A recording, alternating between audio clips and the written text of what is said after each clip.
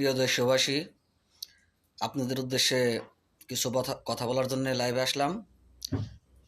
শুনেন বিপি নুরুল ভাই কি বলতেছে, অবশ্যই কথাগুলো শুনে যাবেন। আমি বিপি নুরুল ভাইয়ের সাথে একমত। আপনারা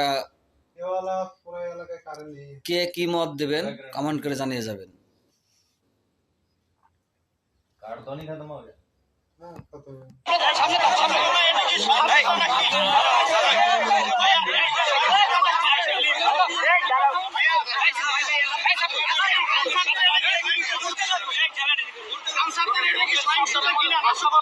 দেখেন, আমরা শুরু থেকে যারা আন্দোলন করছে বিভিন্ন দাবি দেওয়া নিয়ে তাদের উদ্দেশ্যে বারবার বলেছিলাম যে এই সরকার আমাদের ছাত্র জনতার রক্ত এবং ত্যাগের বিনিময়ে সরকার গঠিত হয়েছে।